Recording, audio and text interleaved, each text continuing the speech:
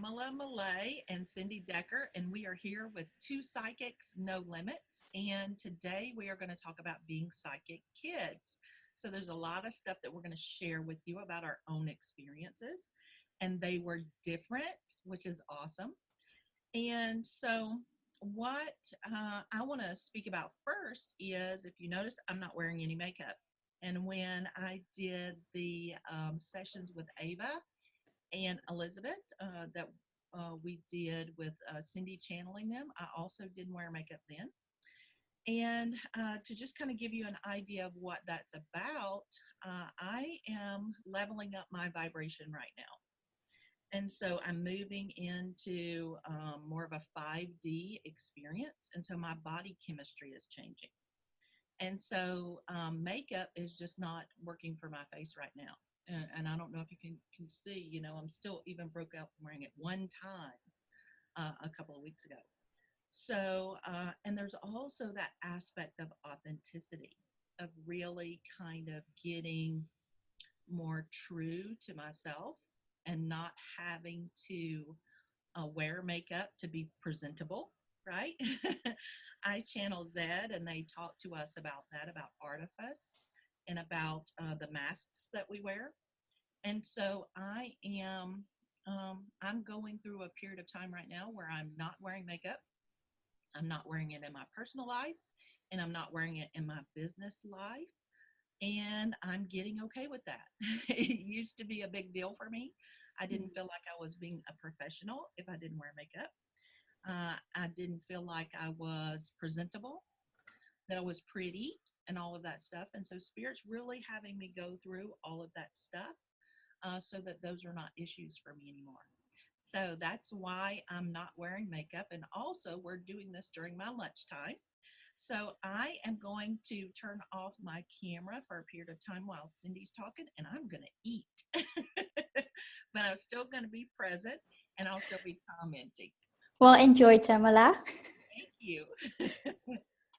I hope everybody can hear me well, because I'm standing in the kitchen of my dad's place.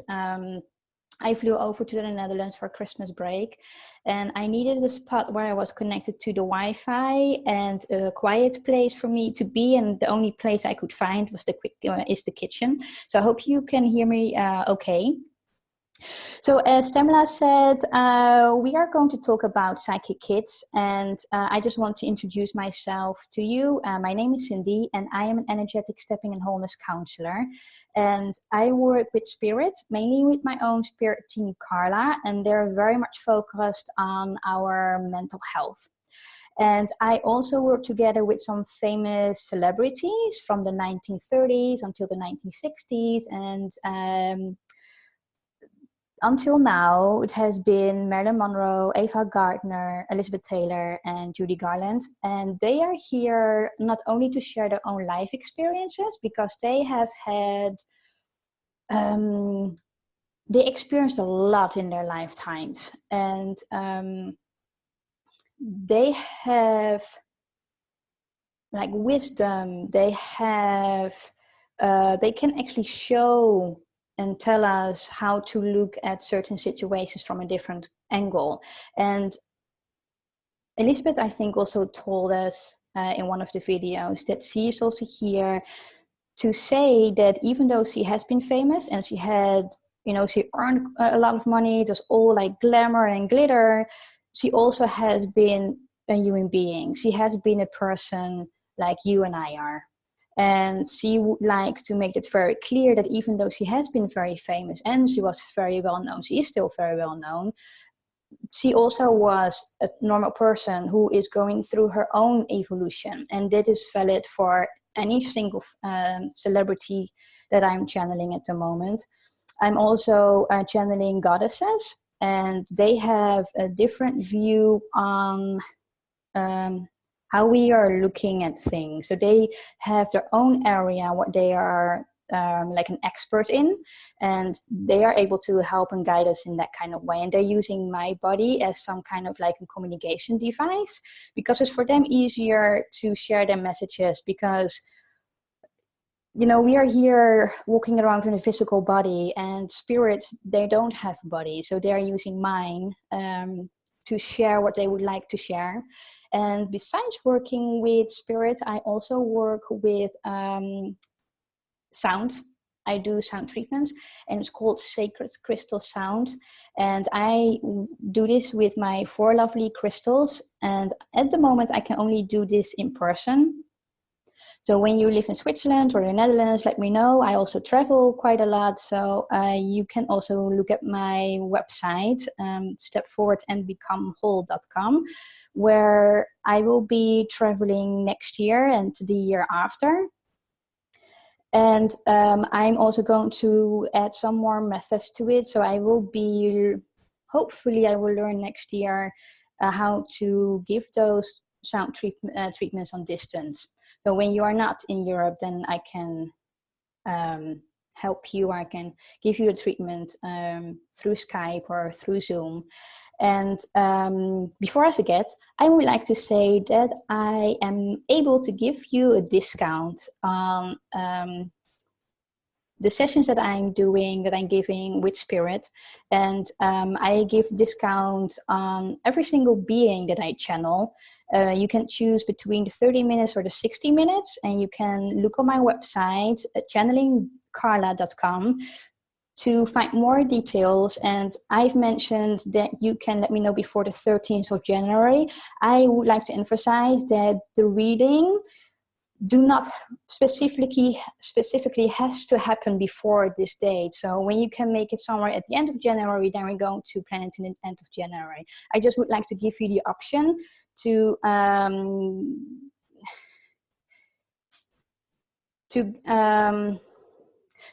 give like an introduction to a being that I'm channeling. If you are not yet comfortable of having a discussion or a conversation, if you need guidance or advice from spirit and you do not really know how it is, and you're not really sure, then you can go for the 30 minutes option, and then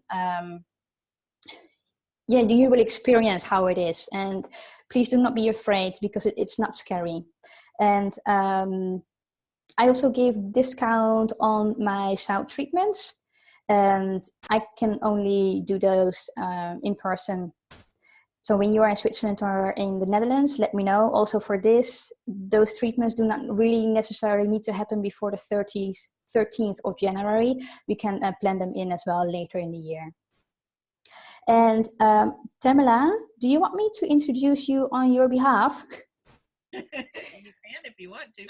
And talk about why we're wearing awesome. Oh yeah, our headbands. Yeah, we are wearing these headbands because it's Christmas time, and we thought it would be very funny to do this session before Christmas and do something funny. And even though it's like a serious topic, we still would like to do, like,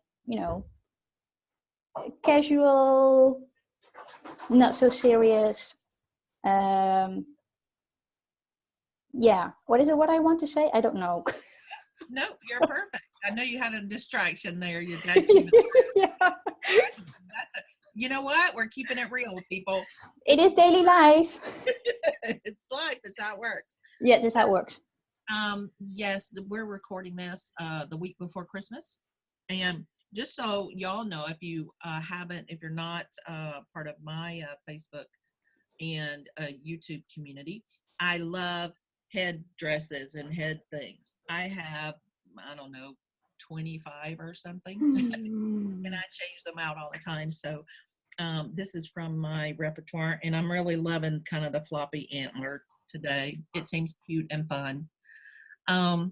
So my name is Tamalla Malay, and I channel a group of beings called Zed, who are on the edges of expansiveness, and they're helping us level up our vibration, our frequencies, and move into the 5th dimension. They've been teaching since July of 2018, specifically about the ascension and living a congruent life. And so if you want to purchase those classes, you can actually get them. They're on my teaching platform, so you can send me an email at info@yourownsoul.com, and I'll be happy to send you the link to that so that you can get caught up. They're about hour sessions, something like that. Some a little more, sometimes a little longer. And there's 6 of them.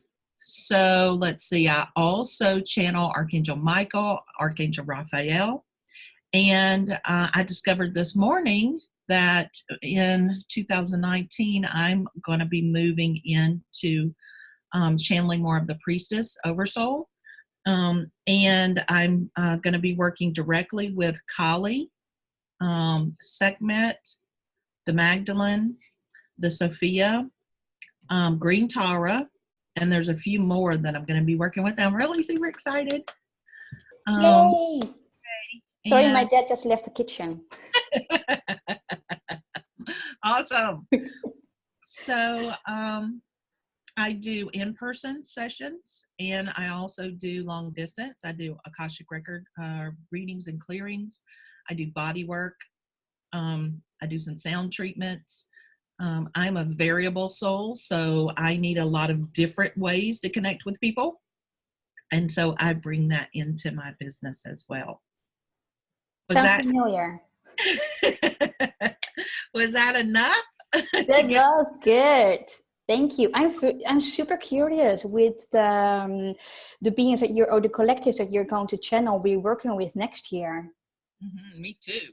Yeah. I just did some work. I offered some fast tracks for the month of December with the Priestess Oversoul, and the people who got those just had huge transformations. In fact, I got a message from someone today who had that, and she was like, it's just incredible that she's been working with them since because the guides actually connected with her during the fast track, because it is about leveling you up in a way that doesn't have to go through all the linear bullshit anymore. And so what happened is she got connected to her guides in a way that she's never been connected to before, and things are just moving and clicking and working at a whole nother level. And so that's kind of what I'm shifting into for 2019. Wow, that sounds good. I can't wait to see what all they do. Yeah.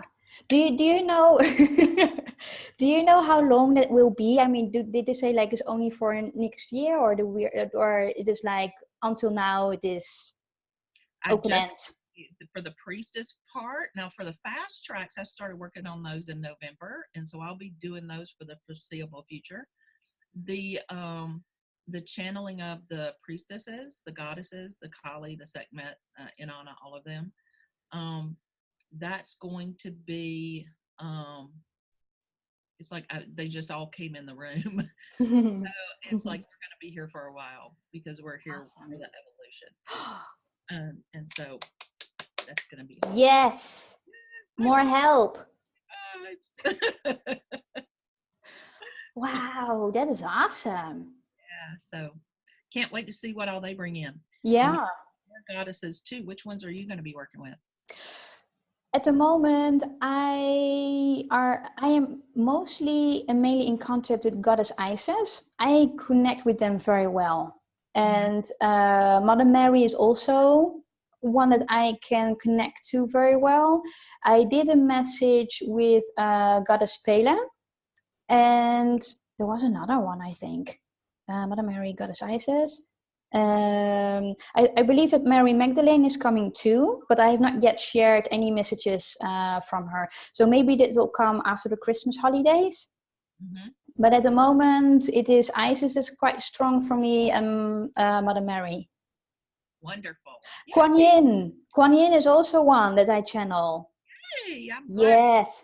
Channel Kuan Yin right now, and so that's awesome. I'm excited to hear from her. I actually asked for that today. Really? Like, I want to hear from her. Oh yeah.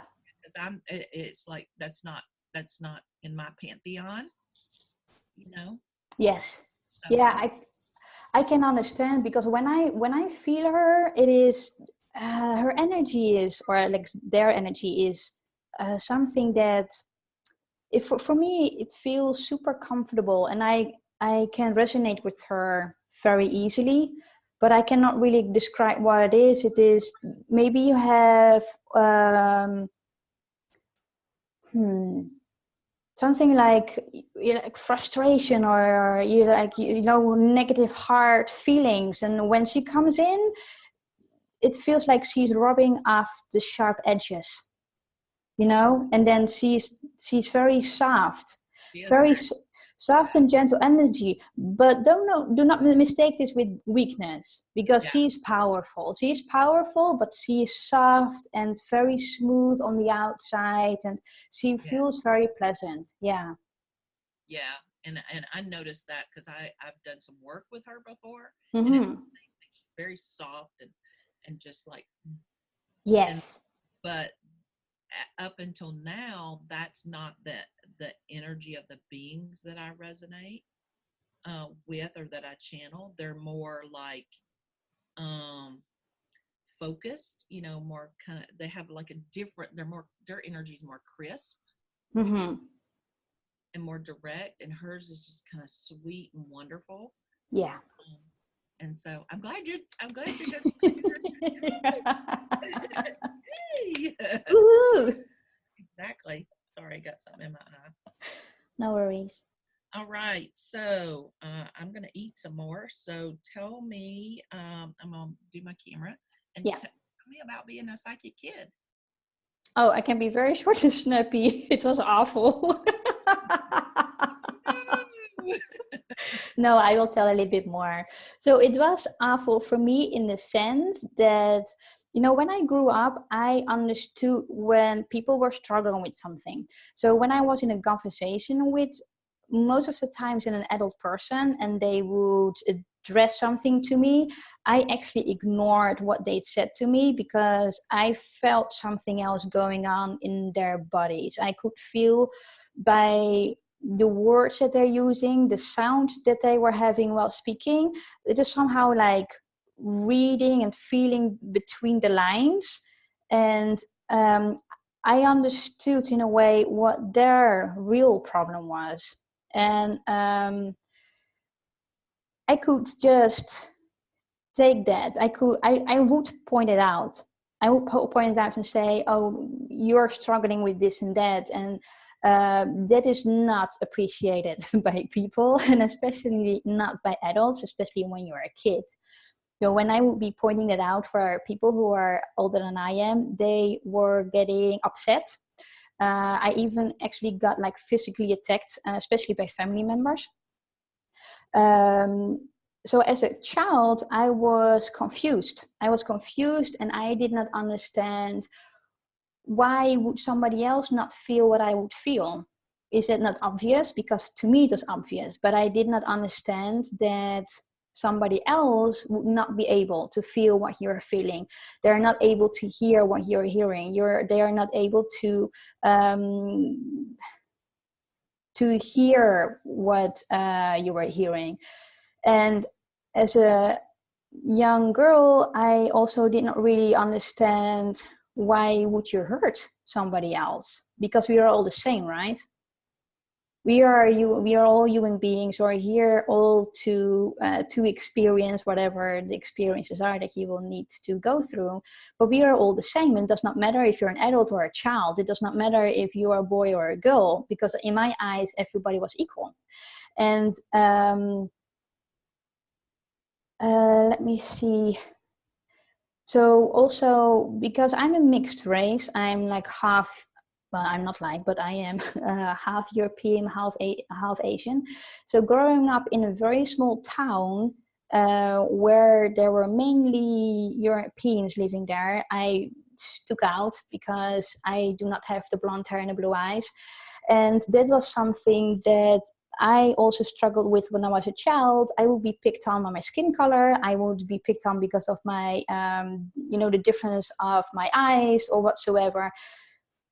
And it was something that I could not do anything about. And I would just not understand, why would you pick on somebody who does not look like, who just looks different? What is it that you need to need to point out. And that was for me not so nice to experience, because there's something that I cannot control. I don't have any influence on how I look. And then feeling what the other person felt, because I could feel actually when somebody does not like me. And they were nice in my face, but I knew that they were not sincere. I knew that they were not genuine. And that was also something very hard for me to understand. Because I was nice to everybody else, so why would not somebody else be nice to me? So that was for me, in that sense, it was awful. It was awful because people did not understand me. And people were... it was the reaction of the people that I encountered. It was the reaction or the... or even it was from other small or from other children in my class. It was more the reaction why it was awful for me.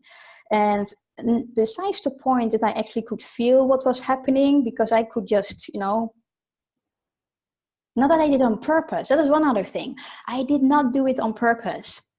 I felt something within another person for you to, or for those other, for the other others to let them know that there was something going on within you that you will need to look at.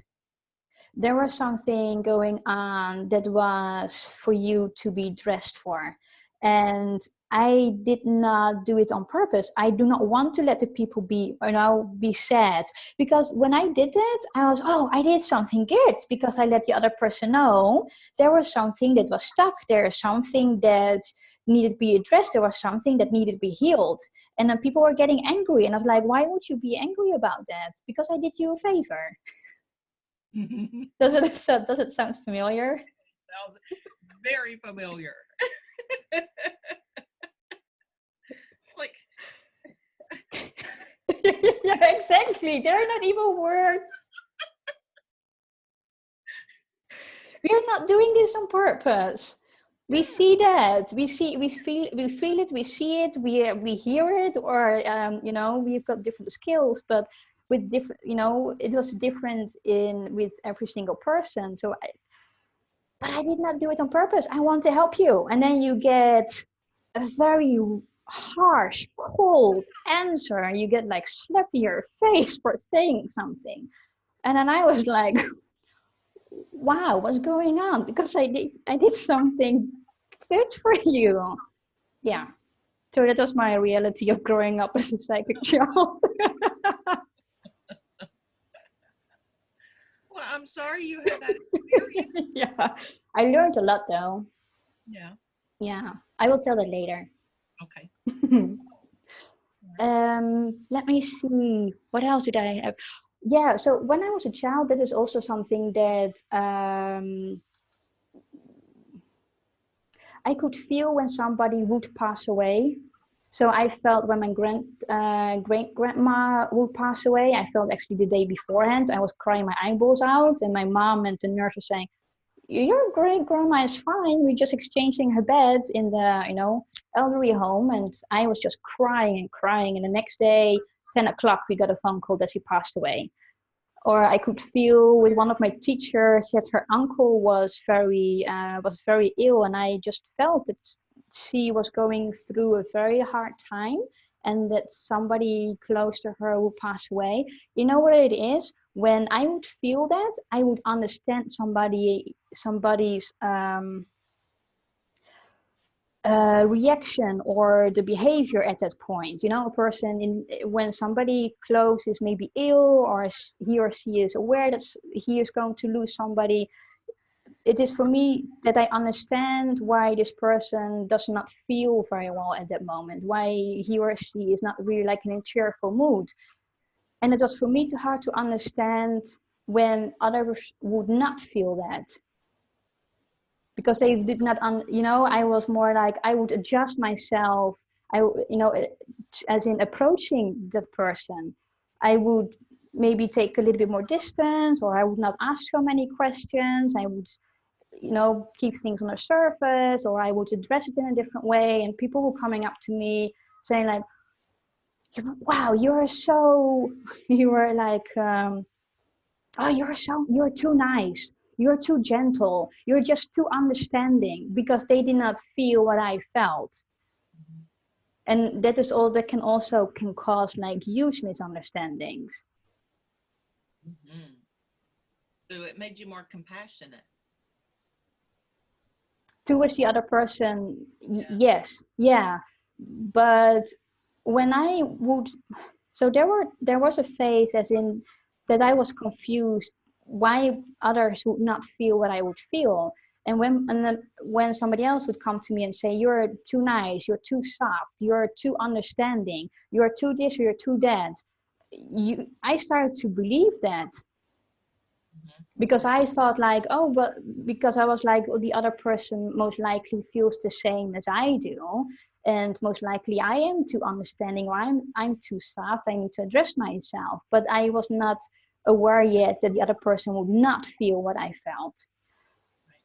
So when somebody says to me, Cindy, you're like, this is what I always heard at school. Oh, you're like Miss Perfect, or like Miss Smarty Pants. You always want to know something better than somebody else. You always want to be smarter than somebody else. It was not because I wanted to be smarter than somebody else. I felt something, Right. you know. So that gave me there was a point that I just lost confidence in myself. How was your experience as a psychic child? Yeah. Hmm. Was it awful for you too? It was something. Well, I chose to be born in the American South, which means that I was born into what we call the Bible Belt. It's where all the religion is. Oh. And so, um, which is interesting because I've had a lot of past lives as being, burned as a witch or killed as a witch, or, because I knew something and it made me a target. And it's like, well, why in the hell would I want to do that again this time? But I did. And I came in praying colors through people. Mm. And I remember being about five, 5, 6, 7, 8, 9, 10, 11, right during that whole time period. When I went to bed at night, I would say my prayers, and then a being that I called Jesus, Yeshua, would show me pictures of people and say, pray for them. Oh. I would pray colors through them depending on what they needed. And it's interesting because it wasn't until I was an adult and I asked why, why would you have me do that I got the answer. And we'll talk about that in a little while. But of course, when Jesus asked you to do something and you love Jesus, which I did beyond a measure, and still do, uh, of course I did it. And what would happen is I would pray for these people and then I would go to sleep. Well, in my regular walking around time, I would see people who had problems. Like my grandparents had this friend who had something. He had something wrong with his throat, and we were standing there talking with him, and I'm like, "You need green. You need green." And I was trying to give him green, but he wouldn't receive the green, and so I was having to say, "You need green. You need green." And they're like, "What are you talking about?" And I'm like, "He's got something wrong with his throat. He needs green." And they were like, "Oh, hush, hush, we'll Mm. talk about this later." And so later I had to explain what that was about, because I was always saying, "Oh, that person needs red, that person needs orange, that person needs green," right? And they're like, "Okay, we want to know what this is about." And I explained to them they have something wrong with them, and I'm praying this color through them to make it better. And they're like, "Well, who told you to do that?" And I said, "Well, Jesus did." And all hell broke loose, because who are you to talk to Jesus? Why would Jesus come to you to pray for people, right? Yeah. that's not I was told that's not Jesus, that's the devil. And you need to stop doing that because you know that's evil and that's wrong and that's the devil. And if you love Jesus, you'll stop doing that. Well, I love Jesus beyond anything in the world, and that devastated me. It just crushed my spirit, and I completely shut it down. And I shut it down until 2006, I think, is when it first started opening back up. 2007 is when it kind of got more clear. But even though I shut my gifts down of doing it on purpose, I still had the gifts, right? So I would still know when things were off, but because I shut down, I closed the door, I didn't know why. I just knew it was uncomfortable. It was wrong. I don't want to be here. I don't want to be with these people, right? And I didn't fit in anywhere. I didn't feel good anywhere because I'd shut my gifts down. I didn't feel good about myself or about my experiences because I was disconnected. Does that make sense? Yeah. And so, I mean, I shut them down for what? From 10 or 11 until in my 30s. So, 25 years or more. I shut them down. And it was just, I would go to church because here is the Baptist religion is big here. And with the Baptists, everything is hellfire and damnation, right? Everybody's going to hell. Oh, nice. So it's like, really? But that's, it's pretty much what it is, you're all sinners and you're all going to hell.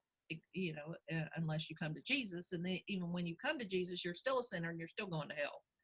So I don't really understand the whole process. But no. I would sit in church and go, yeah, that's not the rest of the story. There's a whole bunch of stuff missing. I got kicked out of Sunday school when I was 5 years old at this Baptist church, and they actually took me out of Sunday school and took me to my grandparents and said she's not allowed to come back. Wow. Because they were talking about Mary Magdalene and they were calling her a prostitute, and it was like, she was not a prostitute, that was Jesus' wife. And they're like, what are you talking about? Jesus didn't have a wife. And I'm like, yeah, and we had this big theological debate.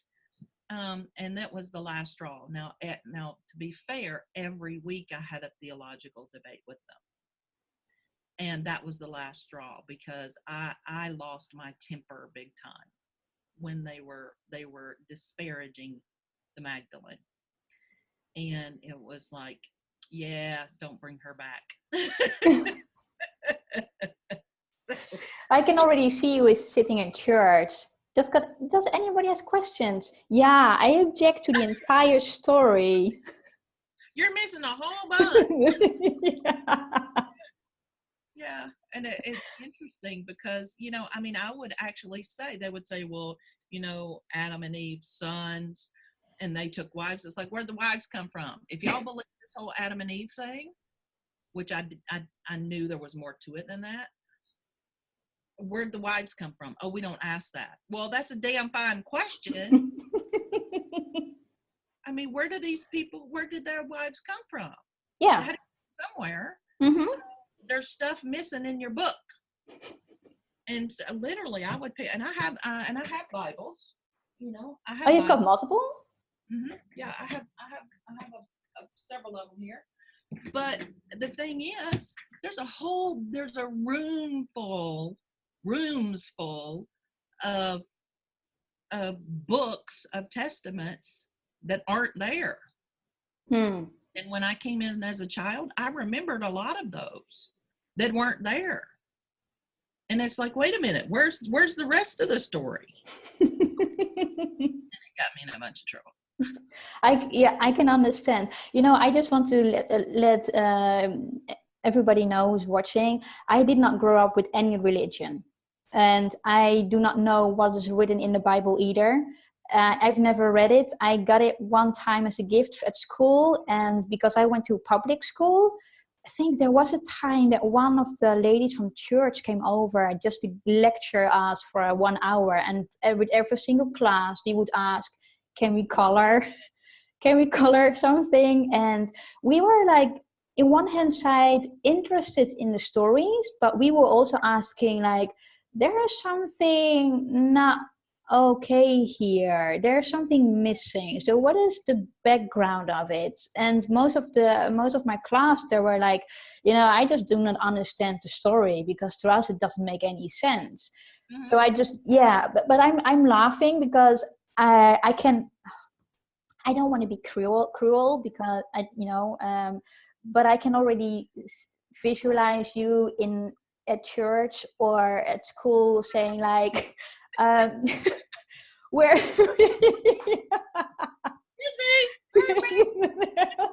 Miss. Well, I told that Sunday school teacher she didn't know beans. Like, I didn't cuss as a child. I was 5 years old. But one of the sayings that my great grandmother said was, "Oh, you don't know beans." That was, "You're full of shit," right?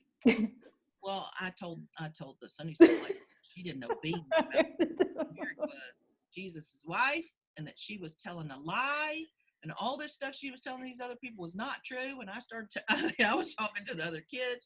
She's full of it. She doesn't know what she's talking about. Yeah, I can understand that they were not happy with you. But how did you know? Was it Jesus or Joshua who told you what happened?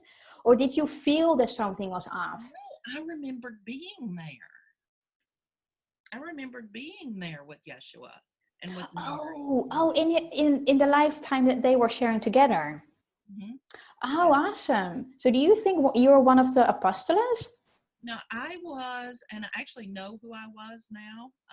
I was a man, an Essene, and which was part of the group of Jewish people that Jesus and the Magdalene and all of them were part of. And I was in a scene. I was actually part of the connection with Anna, Jesus's grandmother. Mm-hmm. And so I followed and learned from Anna. And then I also did teachings and help the initiates go through their initiations for the evolution, and went through all of that. And it's funny because there's a lady that I take classes from now for a specific type of energy work. And every time I watch her teaching, I sit there and go, "Oh my God, it's just like being with Anna." Wow. And the first time I sat through it, I was like, wow. I said, she has the Magdalene all over her. It's just like being with Anna. And Anna was part of the Magdalene, right? Mm-hmm. The were part of that Magdalene lineage. And my priestess name is, in this lifetime, is Ajna Maya Magdalene. Mm.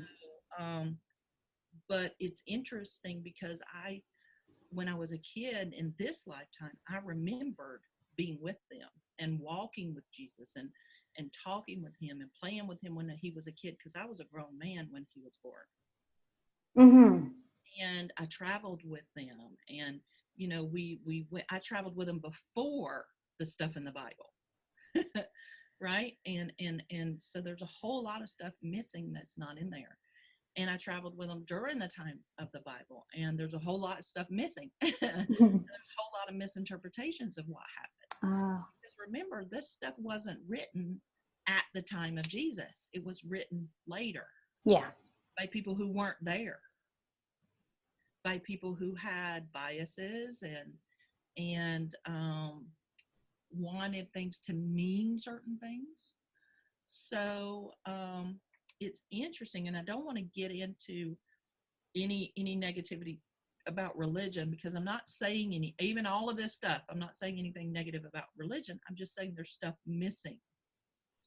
I like the Bible. I enjoy the Bible because I can fill in the blanks. Mm-hmm. And so when I'm reading through it, I know the rest of the story. And so there's a lot of stuff, like I can talk to other Christians about the Bible and about the scripture because I I know what it's supposed to mean. I know, all of that.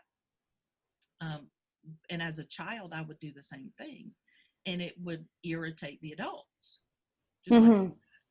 because they're like, wait a minute, I'm a 60-year-old man. I've been saved and born again and blah, blah, blah. It's like, you still don't understand. You still don't know. Yeah. I don't care how old you are. Mm-hmm. It's not true. Jesus never told anybody to hurt anybody else. No. That's not how it works. And my favorite statement, I would even say it when I was a kid, was read the red parts, read the stuff in red. And what that means is, like in the Bible, if you flip through,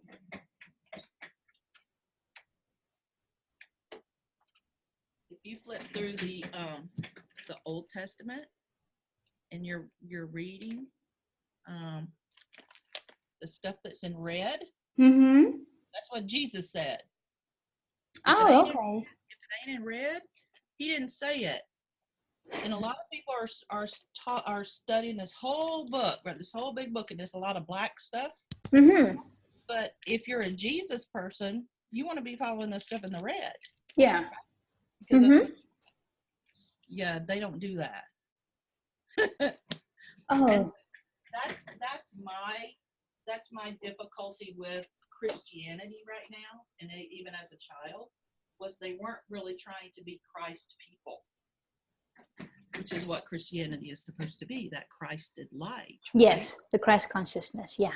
And as a child, it became a problem because I live in the Bible Belt where people thought they were being Christians, and they just weren't.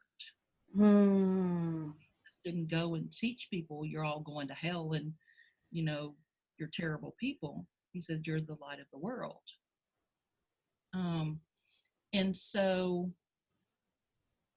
I would have experiences, like we lived in this house and I was playing with Barbies. I was probably, I don't know, 7, 8, 9, I don't remember now. And I had a bunch of Barbies, and I took this red magic marker and I put these little dots all over Skipper, which was the little kid, and all over Barbie, and I hid Ken. And my mom is like, she found Skipper and Barbie. She's like, what did you do? There's these red marks all over them and they won't come off. What did you do? You've ruined Barbie and Skipper. And I said, well, that's Ken did it. Ken did it. She's like, I don't understand. I said, the people that lived here, Ken did it. And I don't know, a couple weeks later, she was talking to a neighbor, and they were talking to her about the people who lived in the house before us. And the husband had stabbed the wife and the child to death. Just. Oh, wow. And that's what I had done to Skipper and to Barbie. That's what all those red marks were, all over their body. And she was like, and I was standing there, at the time I heard the conversation. I was like, yeah, see? All my Barbies got taken away. I wasn't allowed to play with Barbie anymore. It's like Barbie was the reason that I knew that the people who lived in the house before us had been through this tragedy. Oh, right? Yeah. But it's silly, right? That we think these, something like a Barbie would make a difference. It is something obvious. It is like it's an object. People see that, It is like, that is some kind of like a result or something tangible. It is something like, because of this resulted into that, what you have felt and heard or seen. Yeah, well, and this is after the time that I had told them that I had been with Jesus and they didn't know what they were talking about. Yeah. At the same time, when I'm telling them people need these different colors prayed through them because Jesus said so. And I mean, it's a damn miracle I didn't end up in an institution somewhere. And I think probably if I had continued, I might have, but I didn't, because they said, if you love Jesus, you'll stop. And I was devastated. Oh, so you stopped listening to him? I stopped. Yeah, I just completely shut it down. Oh. Yeah. Now I still loved him, but I didn't listen to. I didn't do the praying for people anymore. I didn't do the color things anymore because all of these adults told me it was the devil. Mm-mm. I went to church that said everything except for the church is the devil. And I wasn't getting that information from the church, so it must have been the devil, right? Mm. So it's very sad. It is very sad. But I just wanted to, when you said like you grew up in an environment of whatever you do, you go to hell. It is like your life is already doomed before it started. Yes, So even with being born, you already know that you go to hell. So it doesn't really yes, matter that's what you do. exactly. Unless you make Jesus your Lord and Savior, which of course I did, but it still didn't mean you weren't a sinner, right? Everything Mm-hmm. everything you did was still a sin. And so it there's not really a whole lot of logic to it. They can talk you through the process because they think it's a logical process, but it's like, for me, actions are more important than what you say. Mm-hmm. If you're telling me I'm a bad person because I'm communicating directly with Jesus and I'm not getting it from you, is that really your soul or is that your ego? You just want me to go through you? Well, we're not getting the same information. So why is my information wrong and not yours? Yeah. Right? So Mm-hmm. I had this conundrum for 30 years. It's like, okay, I know, but what I'm getting is actually more in line with the stuff in the red. It's like, you don't hate other people, you love other people. If you need to, like the loaves and the fishes thing, that's not an experience of poverty, it's an experience of abundance, right? Mm-hmm. About creating, getting the loaves and the fishes and then having just a few things feed a mountain full of people. um, but a lot of that has gotten lost. I don't understand, and I didn't understand as a child, the disparity between what they said and what they did. And I still don't understand it, to be honest. Mm-hmm.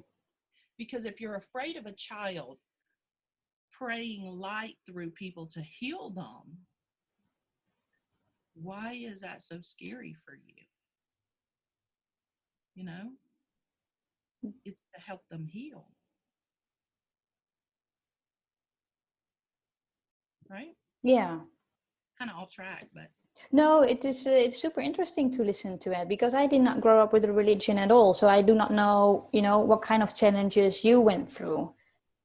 I went to public school. I've always been on public schools, and although I grew up in a small village, but I think with 8,000 people, maybe 5,000 at the time that I grew up, we have a church in almost every single street.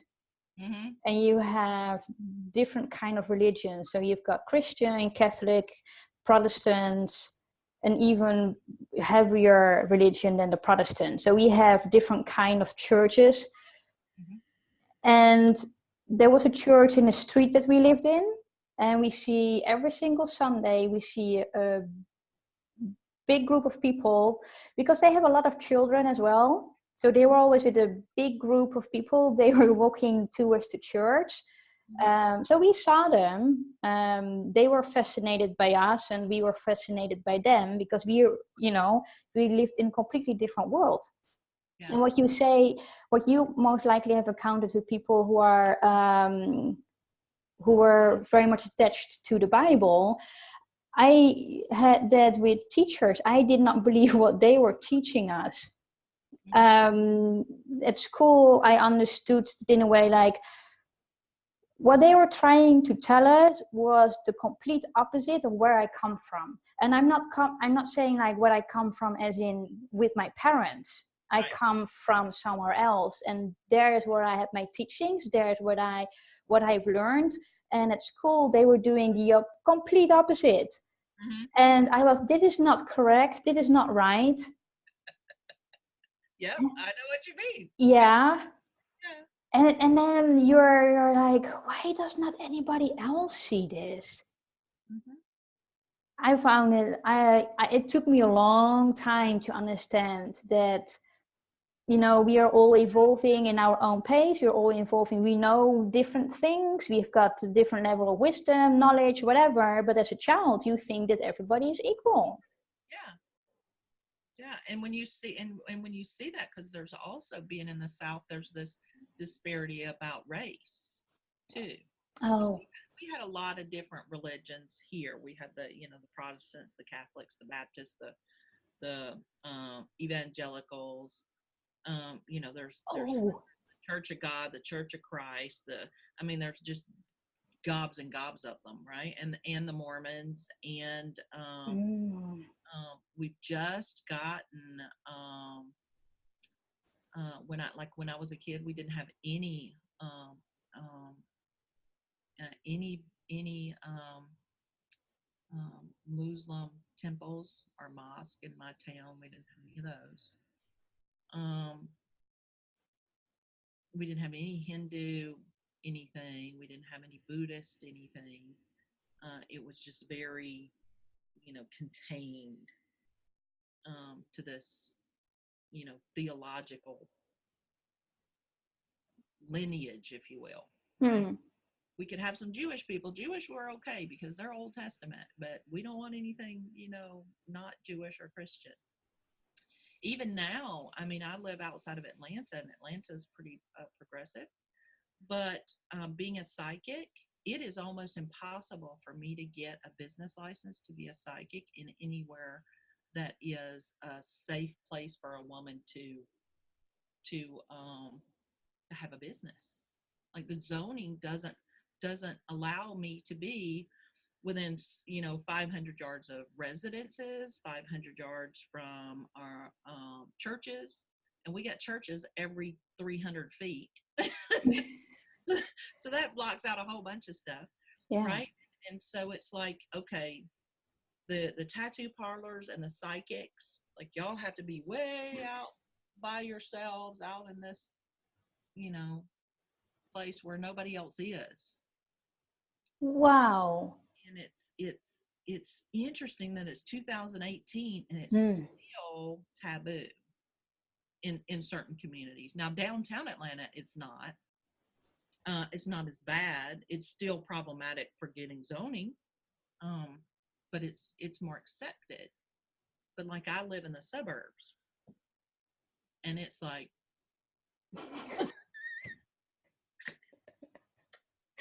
Don't go there.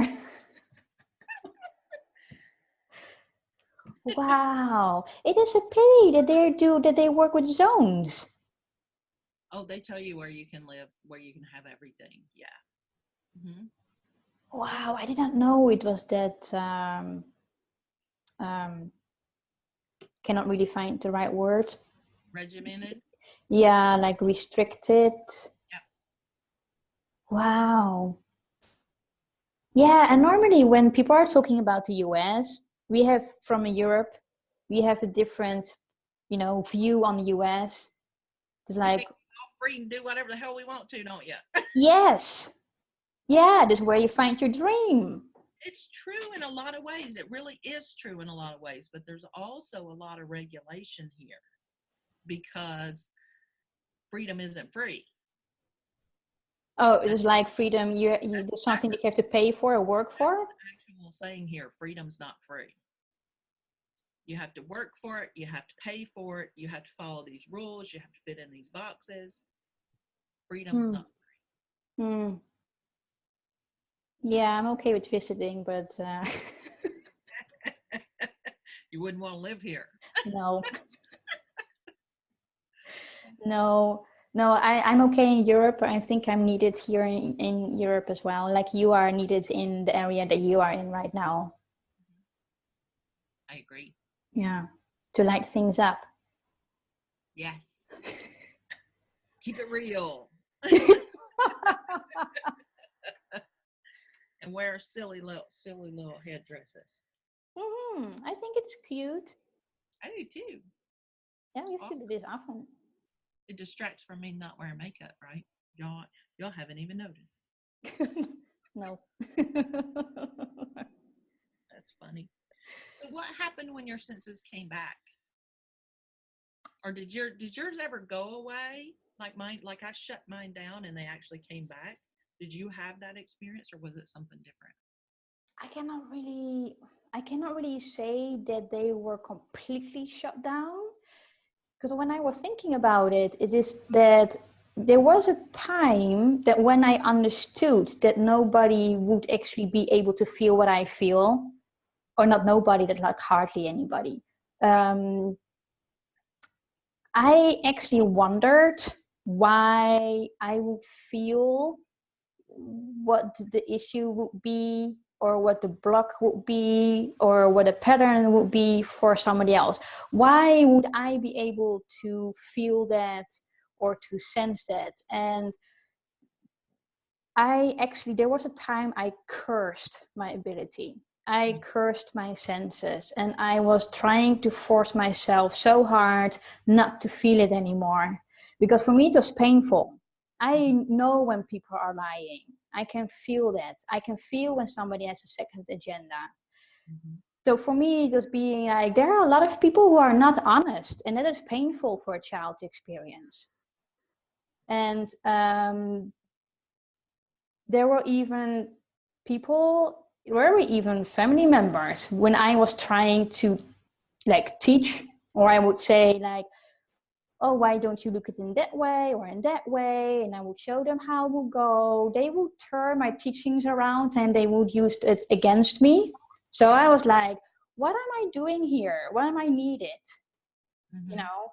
And that was a time that I just want to not to have it anymore. And I went into a phase of being insecure. I became introverted. I did not want to say anything anymore because I thought, whatever I'm saying is rubbish.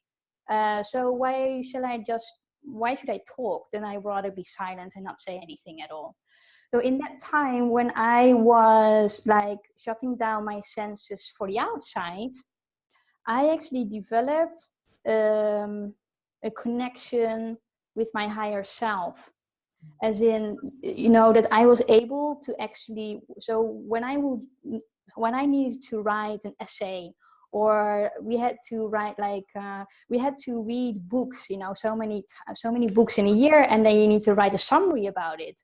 For me, it was peanuts, because I didn't even have to think what I have to write. Words were just flowing out of my fingers because I was connected, So in that time, or in that period, I developed something else for myself. And I also learned that when I got more into my senses, I actually only learned last year that I am an empath. And I was like, I didn't even know what it is, because for me it was something normal. I did not even know it has a word. And I only learned it last year. But in a time that I closed myself off for whatever I felt, I felt unhappy. I was super unhappy. I became insecure. I closed my heart. I protected my heart just to avoid that I got hurt. And I did not want to connect to people. And that's also led me to actually go into my head, calculating things, because then I was like, okay, if I do this and I do like that, then I will be accepted. As a child, you always want to be accepted. You want to belong somewhere. That is how human beings are. You want to be accepted. You want to belong somewhere. You want to be part of a group, or you want to have friends, And so when I got closer to like last year, actually, I learned to trust my feelings more and more. When I sensed something, because I closed it off, I learned not to say things directly in somebody's face. So I say, okay, I know what's going on, but I will not say anything. I just keep it to myself. I might ask something like, are you sure you're feeling okay? And then this person would reply in a certain way, and if I feel that this person doesn't want to go further, then I stop. So there are a lot of things as well that I learned about, when I turned down my senses. It's in actually like, don't rub it into people's faces when they're not asking for it. It's okay that you feel it, but not actually saying like, well, this is what you should do. Does it actually answer your question? Yeah, it does. It does. I remember when mine started coming back. There's a particular instance that happened, but before that instance happened, my son was in his freshman year of college, and my daughter was in her senior year of high school. And I was divorced, and we were living in this little 2-bedroom apartment. And I'd gone to the library, and I got these cassette tapes of Carolyn Mace, Energy Anatomy, right? Mm-hmm. I had no idea, but I was like, oh, well, that looks interesting. And so I plugged it in, and we were listening, and we got 3/4 of the way through it or whatever, and we're listening to it, and I was sitting on the couch, and my daughter was playing cards at the little table there, and I said, I think I'm psychic. And she's playing cards, and she goes, of course you are, Mom. Everybody knows that. You're the only one who doesn't know it. Didn't even phase her at all. And I was like, what? And she goes, yeah, everybody already knows that. Everybody, you always know what's going to happen before it happens. You always know how to tell us to protect ourselves when we're going places. You know when we have to leave places. Everybody knows that but you. And it was like, holy crap. And that was when the door started opening again. And then it was a lot of, is this okay? Right? Mm-hmm. Internal.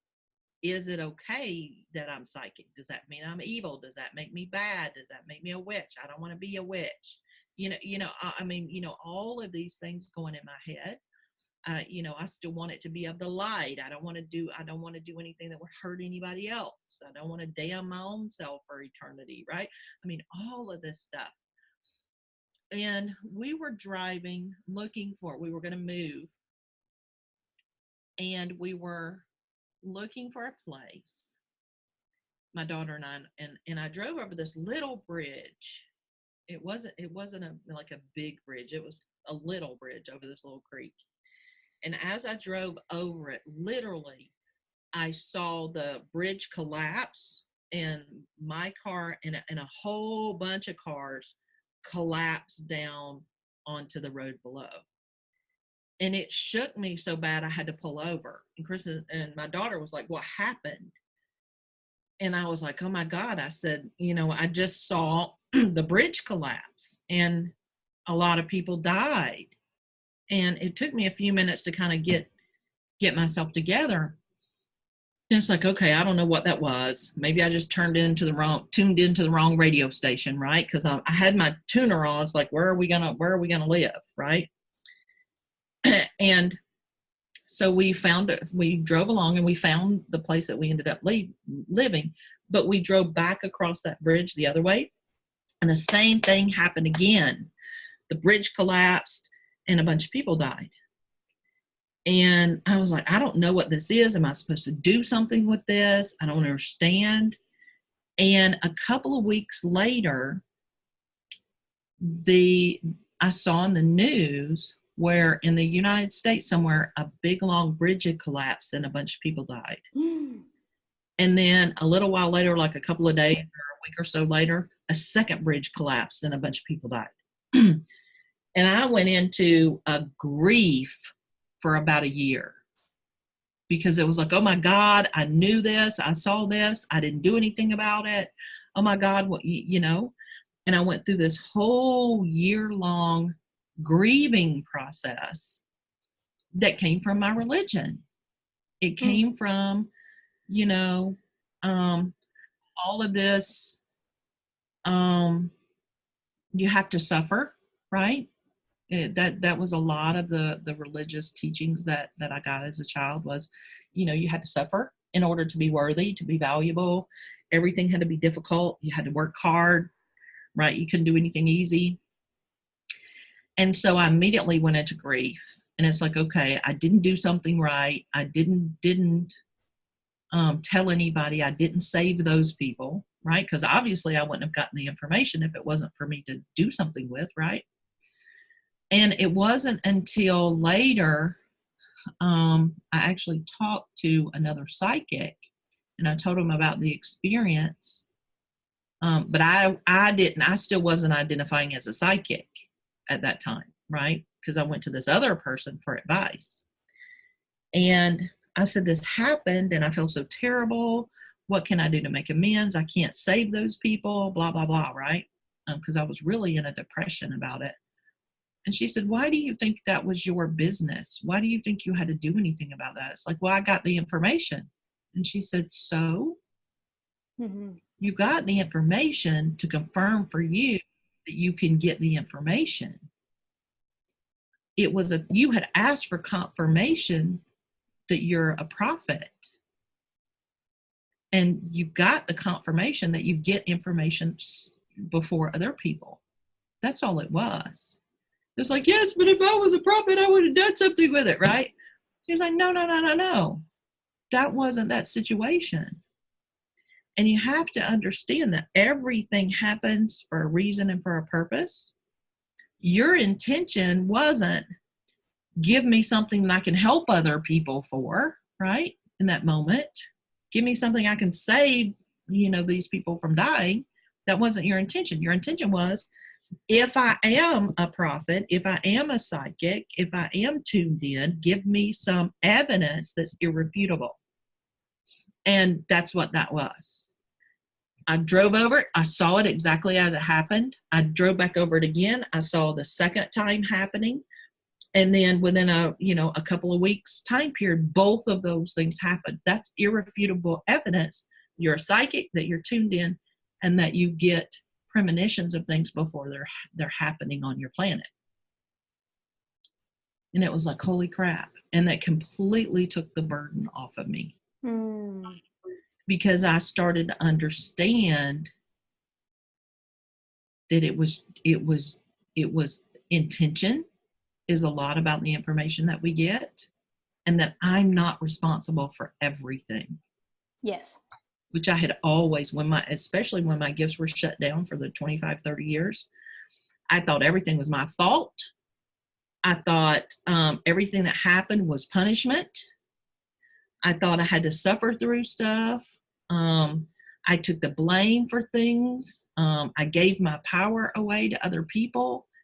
I just did it all wrong because I disconnected. And once I started reconnecting and I started having the experiences and the confirmations and being able to accept myself and what I had, and understand that it wasn't evil and it wasn't bad and I wasn't going to be burned at the stake this time, then I got to relax and start enjoying it. And I also am an empath. And even after my gifts opened up, I didn't realize it. I worked at a company with a bunch of other people, and people would call in and yell at us and cuss at us and call us names. And it was a really hard place to work. And people in the office were very disgruntled and upset. And I would kind of amplify their feelings. And I was talking to the boss one day, and it's like, this is loud, like, this is loud. This is and he's like, that's not you. That's not yours. Where is this coming from? And it startled me, because I was like, what do you mean it's not mine? And it startled me enough for me to go, wait a minute, this isn't mine. Whose is it? And why do I have it? And that started my understanding about being an empath, and that what I was doing was I was taking other people's feelings and amplifying them in my own instead of knowing what to do with them, because I never practiced. I never understood, right? I was just being an attractor for them, right? And then I would go around like, ah! energetically, right? And it was really, it's funny when I get things when other people point them out sometimes, like this boss. He said, that's not you. Where is this coming from? I mean, he had such clarity in that moment that I just went, where is it coming from? You know? And like my daughter, she goes, such clarity. Of course you are, Mom. Everybody knows that except for you. Right? And it's interesting because that's how I work with people now, is through clarity. I bring that clarity that was such a gift to me. I bring that to other people. It's beautiful. Yeah. But what would you do when you would be like, energetically so, you were like, you wanted to scream? What did you do with that energy? How did you get rid of it? Sometimes I went outside and screamed. Oh, literally scream. Yeah. Yeah, because I didn't have any tools. Yeah. I didn't know what to do with that. It was just, you know, Yeah. literally. And it's interesting here's the funny thing. I knew what to do to help other people. I didn't know what to do to help me. Yeah. Because my entire life had been focused outside of me. Once I disconnected from source, from Yeshua, from spirit, from the angels, from my guides, from my knowing, right, and my gifts. Once I disconnected, I went out. And so my life was spent outside of me. And that has been the number one struggle since 2007, is to not be living outside of me, right? Yeah. To live in here first, have my cup runneth over, get right, my cup's all filled up, my joy, my happiness, my abundance, my prosperity, my passion, all of that is overflowing. And then the runneth over part is what I give to other people. But that's not what I was taught growing up, right? That's not what I was taught even in my religions. It was, oh, well, you give from your cup and then you starve to death and die, basically, is what it came out to be. That's not what they said, but that's how it felt, right? I was always giving of my essence and the stuff that was supposed to be for me. And that's part of what I teach all my clients now. You don't do that. You fill your cup up first. And when you are overflowing, the overflow goes to other people. Yeah. Never. That cup's yours. You don't give that cup to nobody else. But see, nobody taught that. No. Nobody taught that. And that's one of my big messages the last 2 years and going forward, is that cup is yours. Your children don't get it. Your lovers don't get it. Your boss doesn't get it. It's yours. And it's interesting because we need to teach our children that, whether they have psychic gifts or not. You know? Yeah. I wrote something down because I had an interesting experience this weekend. I was at my sister's place. So my sister and we can both give like the sacred crystal sound treatment, and we treat each other. And she has 2 children. One is 4 and the oldest is 7, or she turned 7 in 2 weeks' time. And she is quite interested. And she said, like, can you give me treatment too? And, if it feels right, because she, like the minimum age for children that we can treat is 10. So when it is younger than 10, we have to ask our heart if it is okay if we can treat the child. And she asked me, she said, Auntie, can you give me treatment? She said, but don't go away. Don't go away. And that's also something that I found super beautiful. I don't have any children, you know, so I'm very happy that I can spend a day or so with my niece and nephew. And as soon as he said to me, when you give me treatment, do not leave. And when a child says that to an adult would say, of course I can leave, you know, if I give the treatment, I do this with every single client, I walk out of the door, I come back 15 minutes later and then check up on you if everything is okay. But as soon as and it was for me a very nice experience, as soon as he said that, I saw her words traveling towards me, and it got like flipped around and it said, I prefer when you're here because then I feel safe. And then my reaction was, oh, of course I will stay with you. Because her words were, you know, Spirit let me see the different, like a translation of what she actually said. She said, like, yeah. So at the end, she, of course, said what she wanted. She did not want me to leave. But it was translated to me as in, I feel much safer when you're here. So I gave her the treatment, and she was like moving the entire time, and I kept an eye on her, like to see if everything was okay.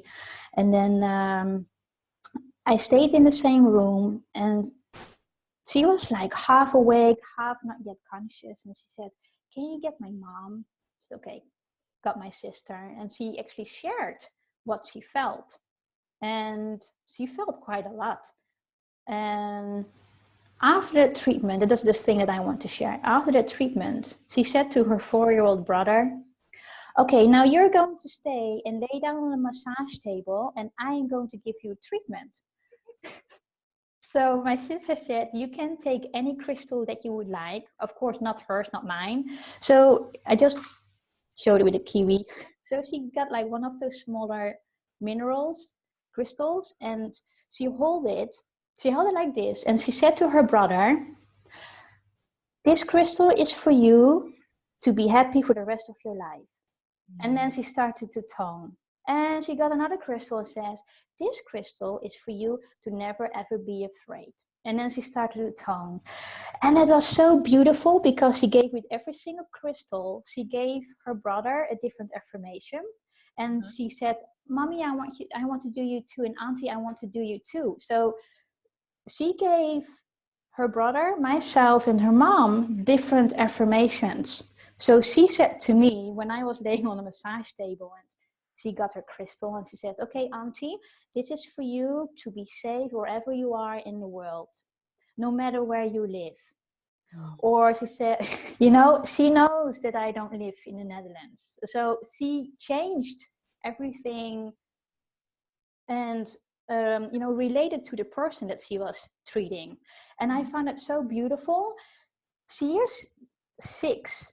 And I know that she can feel spirit. I don't know if you or if your children can feel or see spirit too. And that is actually what I want to point out is we both grew up with an environment that does not believe or was not aware or did not understand what we were feeling, what we were seeing. When we are like pushed into like this 3rd dimensional reality, because the reality for somebody else, for my father or for my mother, they're both different because their reality does not mean that it's mine. Right. You know, and we are like programmed, transformed in such a way that it took for us many years to actually, you know, to relearn how to trust ourselves, our adjustments. And because the paradigm is changing, I think that the children that are around right now, I think they don't have to learn anymore how it is not to have the ability. Does it make sense? Yep. So for me, it is like, I'm supporting my niece. If she feels something, she's like, Auntie, I'm scared in this room. Okay, well, I actually had it with my nephew. He was, I think, still 3, and we were at the attic of my father's house, and we were playing. And then suddenly he ran up to me and says, Auntie, please hold me. Like, okay. So I lifted him up and I said, what's wrong? And he became super quiet. And he held onto my neck and he said, somebody is here. And I said, okay, how does he look like? Is he or she or he? Does he look friendly? No. Okay. Does he talk? No. So I kept asking questions. And then I said, do you feel very uncomfortable? Yes. He said, like, I want to go. So I said to him, you know what we are going to do? We're going to say to the spirit that he needs to leave. And we did this together. And I said to him, when you feel uncomfortable, you can say, spirit, you make me uncomfortable. I want you to leave right now because it's not where you live. And as soon as I stated it, I asked him, is he gone? She's like, yeah, he's not here anymore. I said, okay. But he said, I still want to go downstairs. Yeah. And then it's for me like, this is nice that I can share this experience with my nephew, and for him to feel comfortable that he can share this. Because I think with the children that are coming in right now, they have a completely different, how do we say that? Like, first of all, they've got a different program. They've got a different settings. They don't have to go through anymore what we were going through. Yeah. Do you have the same feeling? Yeah. The way I explain it is, we're the ones who are opening the doors for the shift, and they're the ones that believe that the shift can happen and will happen, and they're going to be the ones living in the newness, right? Yeah. And we're the ones getting it from here to there. And so they don't have the limitations that we have, because that's not what they're here for. They're here for the fifth dimension, right? Yeah. They're here for the upper one. And so I think that's awesome. I think it's amazing. I didn't raise my children to be connected to any of that, even though both of them are empaths. I did teach them a few things, but being from my disconnected state. And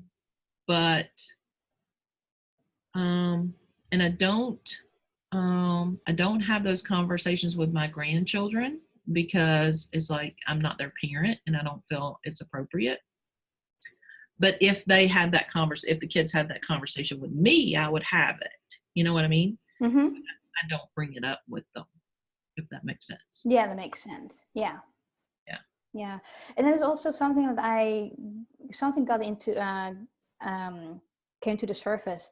It is like, we have been saying, I think this week there was a super nice video on Facebook of I think she's 15, a girl in Sweden, and she actually spoke at the not sure if it was like the climate conference somewhere this year, and she said something like, you adults do not know what you're doing, and you are all in fear and so on. And she said,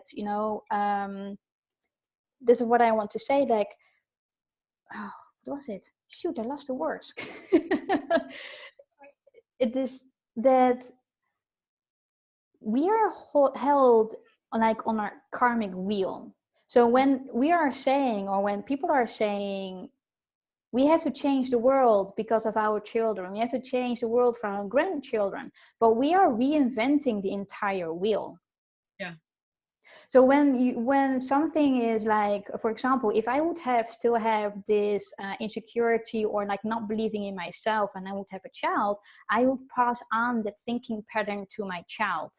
Yeah. And that is also, when you're a parent, or that happens with my parents as well. When they believed something, it would be part of myself.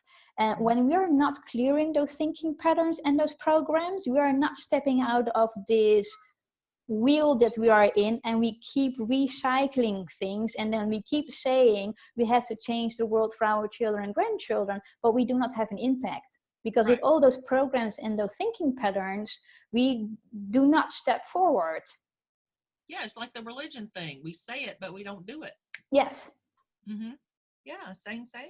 And we are both here. We both have like different kind of tools and methods that we can use, for our clients to actually remove those blocks or those thinking patterns or change it so that we can actually change what is going on and what we actually would like to see happening. Yeah. Because it's all nice and that somebody says it, but if it has been said for the past 30 years, people are not really believing it in it either. Yeah. And I'm to the point now to where I don't what you say is fine, but I'm going to pay attention to what you do. Mm-hmm. And that's with everybody. It's with politicians. It's with, the person who cuts my hair. It's with, my beloved, my children, myself, Yeah. everything. People in traffic, people who have bumper stickers on their car that say, I'm a Christian and I'm going to heaven. If they're flipping people off in traffic, I'm like, you're going to be judged by this thing that you've already, that you're judging other people on. So it's not that you're not going to go to heaven. It's that you now are incongruent with your own beliefs. So you're creating your own karma. Yes. It means it's not going to be as pearly white as you think it's going to be. Mm-hmm. Right? Yes. It's all about actions. And the children, the beautiful thing is the children are going to not have to go through the stuff that we went through because that's not what they came for. Yeah. Yes. Perfect end. Mm-hmm. Indeed. Yeah. Before we go, you mentioned earlier in this conversation that you had a time that you said like, I did not want to be here. Mm-hmm. Do you mean like as in not wanting to be here as in like on this planet? I spent a lot of, and here's an interesting thing. I came in wanting this to be my last incarnation on Earth. It's like I'm coming here to help with the evolution, and I want to shake the dust off my feet and move on.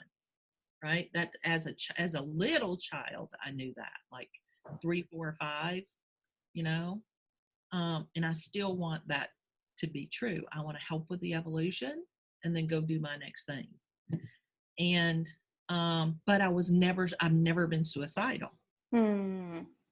In this life. Now, I do know a lot of my past lives because I do a lot of Akashic record work. And I've had to process a lot of my deaths. And so I do know in past lives I have committed suicide to get out of situations, to get out of abuses, to get, as an escape, right? Of course, it doesn't work because karma is karma, right? And but this lifetime, I've never been suicidal, but I've always wanted to be done. Did that answer your question? Or was it something different? No, no, that was exactly my question. But with being done is like done with my task. Yes, complete. Yes, complete. Check. Now I can go. Bye. Yep. Do the queen wave.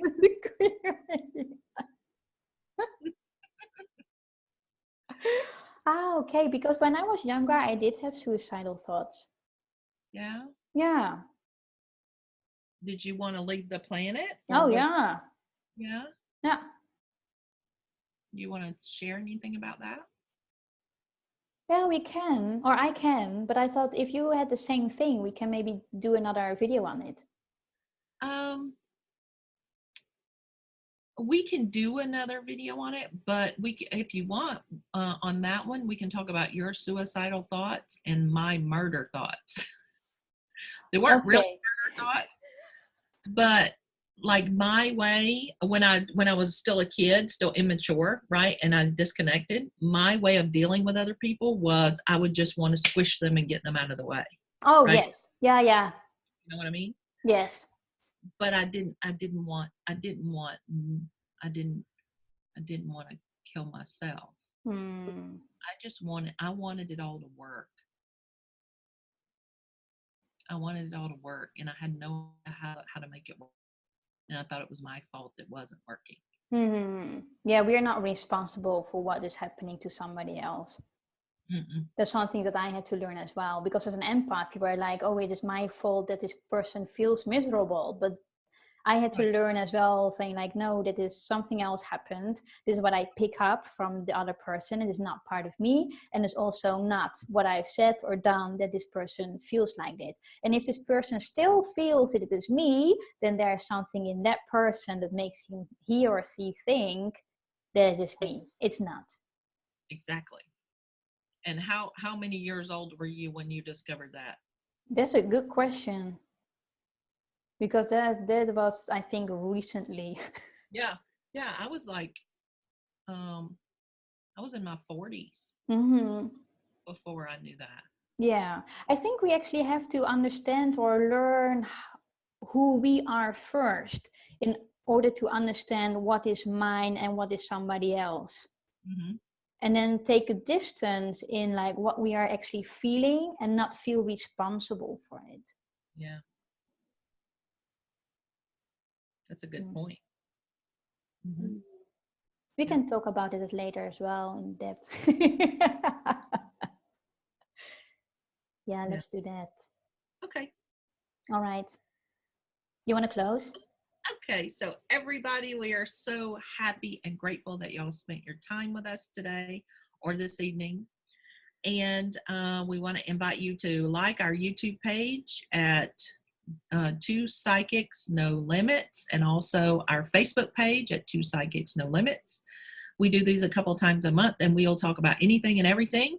So you're welcome to leave comments, and we will talk about it as cleanly and clearly and as transparently as we can, makeup or not.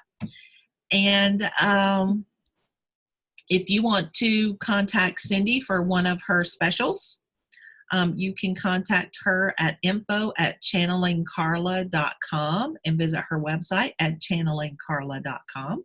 Or if you want a session with me, you can reach me at info@yourownsoul.com or check out my website at yourownsoul.com.